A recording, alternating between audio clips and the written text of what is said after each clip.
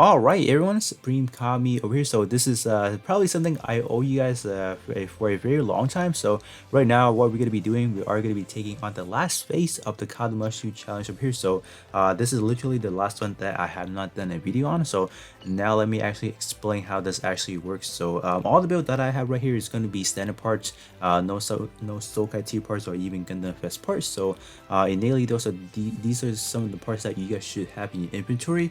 Before even hopping in, let me actually start things up by going over how you should set up your squad.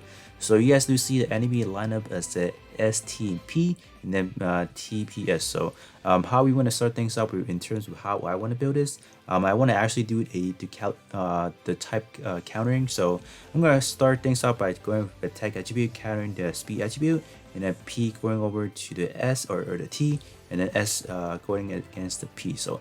So why I want to set it up like that, because when you start off the match, those are literally going to be the enemy that you will kind of 1v1 for. So that's why I want to set them right on there.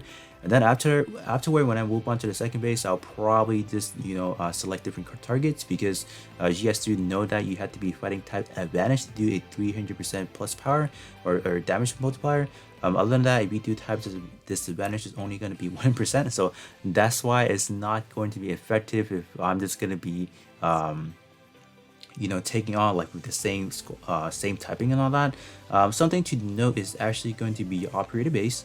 What I have done is because I saw that I have these two right here, the P build and then the S attribute build, they have a common word tag, so that's why I set that one to close combat. But you know what my shooting build does not have is that I don't have any matching word tags. So what I actually did, I actually set the typing to P, so at least everyone is able to share a little bit of a power boosting there. So alright, so now it's actually going over to the build. So I'm just gonna quickly go over to the EX skill first. So in terms of EX skill, I went for the free-to-play Helios custom EX skill backpack, because this one right here is going to raise some speed. It's going to raise my overall ally shadow type up by 49%, but innately this one is only going to be for myself, because my two other allies, they're actually melee fighters, so they won't actually benefit from that.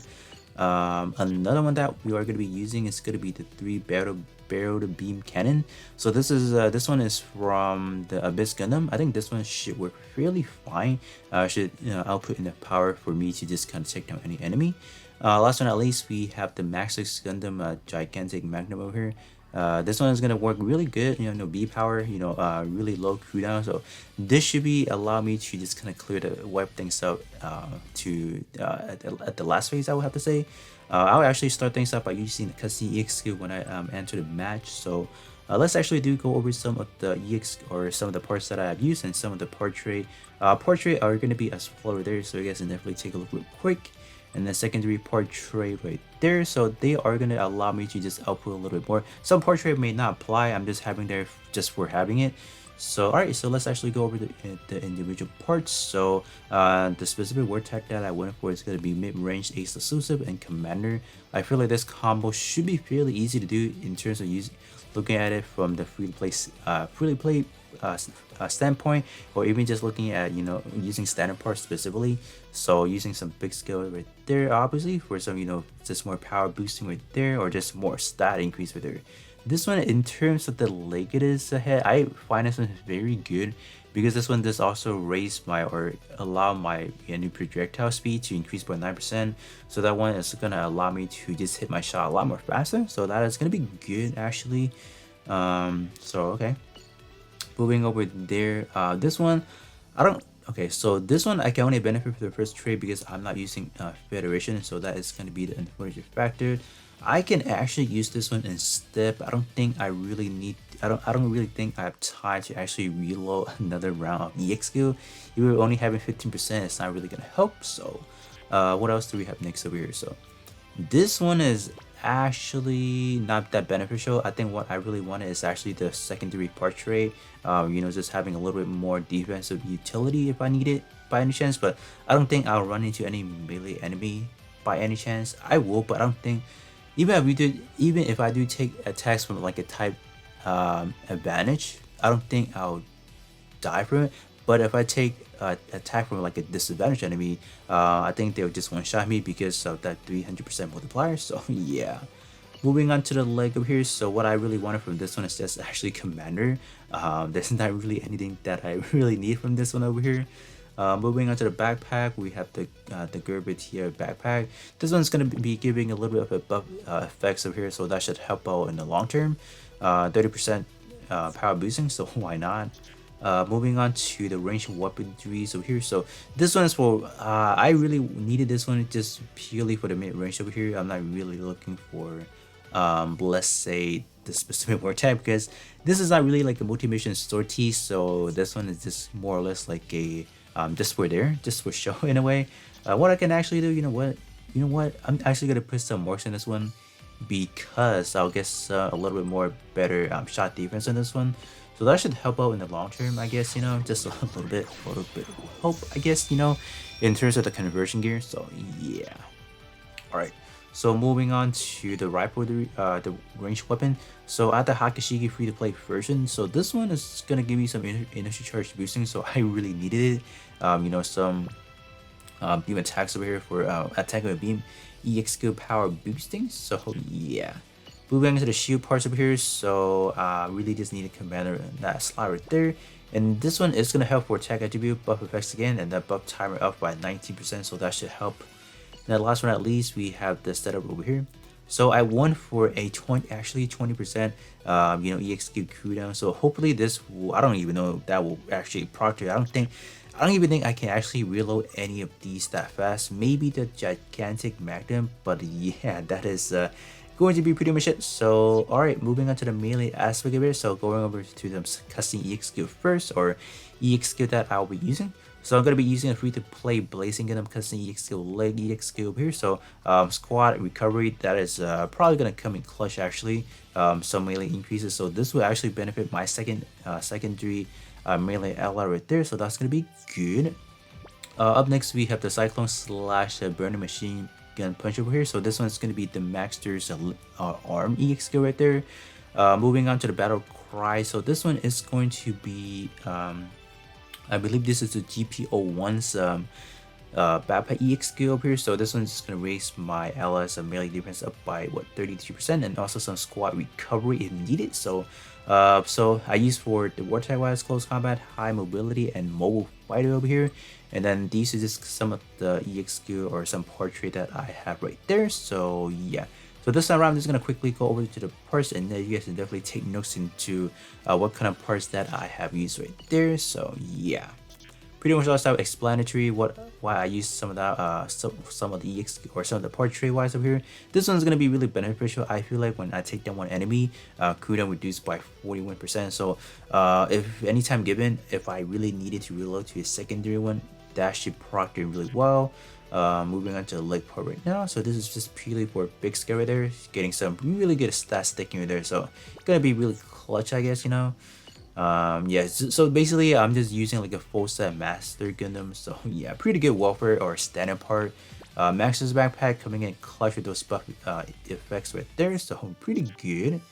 Moving on to the ranged weapon or the melee weaponries over here. So okay, as well as right there. Whoops, not this one. Alright, moving into this over here. Just a little bit of attacking, this power boosting right there, basically. And then right there, this one is not really benefiting anything. I'm just purely having it just to have it there. So yeah. I can actually swap to this one. I think this one should be a lot more better. I think moving on to some power wise over here. So just needed a little bit more initial charge boosting right there. So yeah. So that is going to be pretty much it right there. So moving on to the last, just explaining the last slot over here. So let me actually go over to some EXQ first. So this is I went for a gimmicky play over here. So the wire claw is actually going to stun my opponent for a duration of time. So that should actually come in clutch for whatever EXQ they want to use next. So the Transcend Ray, this is actually from the Sassanable, the welfare version. Max cell level 10. Moving on to the Halibut Throw, your Gyushin Gundam. Not the welfare version, but the one like the actual Gundam type one. I think all of them are actually called. No, this one is the Gyushin Rebate. There you go. I forgot the name for a split second. But here are some of the portrait that I went for this guy over here. So definitely something to just kind of take notes with there. I think actually this build is fairly sufficient in terms of the portrait. I think this one actually won for a pretty good build actually. Some of them obviously is not going to apply, but some actually do. So yeah, some of the part that I've used right there. So here are them as swallows. Okay, and then right there. Okay. What is next? The leg wise over here. So I don't think. Oh, I do have an army X. Never mind. The backpack wise over here. So right there. Okay. This one a double GS sword there is gonna be really beneficial. So yeah, this one mainly needed for some EXQ power reduction if I need any, but I don't think. I think it should work. I don't know. Just hoping it might work, but it may not actually. So yep. And then here you go. So that is overall what I have used. So I probably spent 10 minutes, explaining my overall build, but I think it's beneficial because you guys really want to know like what kind of stuff I'm using. So yeah, so without any further ado, let me actually hop in now. So yeah, hopefully this should be enough. I think it should be, but yeah, we'll actually hop in now and see how things goes. Alright, so let's see. Let me actually activate all these first. Okay. Gotta wait a little bit. Okay, please land. Okay, and there you go. So I'm just waiting for my two allies to actually execute their own EXQ. When? Please. Are they not going? Okay, there you go. So one of them using it. Hopefully it targeted the right enemy, I think. I don't know. Let's see. How are we looking? Okay, nice. Looking pretty good so far. That's actually pretty late, but better late than sorry, I guess. So now here's just gonna be the challenging part. So what I need to do is I actually need to find my own target and then kill the enemy and then switch up to the next one over here. So let me use this actually. Gonna do some swapping right there. So I actually used all my EXP already. Okay, so hopefully, okay, so that should be good. Because it should be targeting his own enemy, I guess. So okay, that's actually good. So I just need to take care of my own. Gonna wait a little bit. I think that should be fine. I think we still have time actually. Even if he does use any EX on me, I should be able to survive. So yeah, nice. So come on, almost there. This should work. Nice. We barely finished it, but there you guys go. So that is pretty much the overall check. I can actually run it through one more time. This time it's gonna be purely to test things out to see if I can actually do a little bit of a better job. But because you guys are seeing it, that was quite sloppy.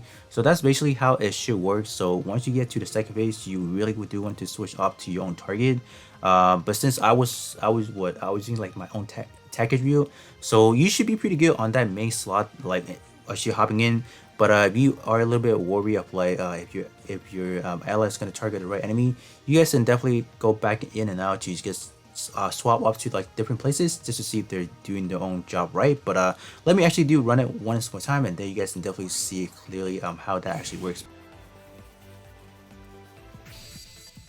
Alright, hopping in once again to see if I can recreate what it did. So let's see, activate all those. Okay. I think the most important thing you want to take note is like if can your ally actually defeat the other two enemy. You guys did right there. One of them is already down, so that is pretty much a wrap. You guys need to restart at this point because there's no way. There's no way that I'm able to just kind of take down the other two enemies. So yeah, that is gonna be pretty much a wrap, I think. I've been trying this for like the past 30 minutes already, so I don't think I'm gonna hop back in anymore. Because this is really situational. So I was able to clear it one time, but ever since then I was not. It just really depends on how you can be looking at it. So I think yeah, I'm just actually quit it. It's not gonna work. So yeah. So in terms of how I did the first run, I don't even know. It miraculously worked. So in terms of what you guys definitely do have to do a lot of trial and error because it's not gonna work on your first try. Trust me. Like if you guys don't have the right necessary part, like what I'm using right there is like the bare minimum. I want to say because like I'm not even using any Soka tier parts and it was really that hard. So but yeah, that is pretty much how that actually works. So I think most importantly, you guys really need to have a pretty good synergy parts going on. Like all your teammate, they really have to be at their best. Like if they're not executing the EXQ on the spot, like to their own designated attribute, I think at that point you guys do really need to restart and just kind of think about where you guys can actually do it. My floor plan, what I actually had was just like a bare minimum. You guys can definitely do better if you guys have some Sokai tier parts. Like probably I'm not using at the point in time because like I don't know what you guys have, but in terms of standard and welfare, I think like, you guys should pretty much have them. But now let me actually clear this over here, and that is gonna be pretty much it. So hopefully you guys do find that helpful in terms of the overall build that I have, but you guys can definitely improve upon what I have.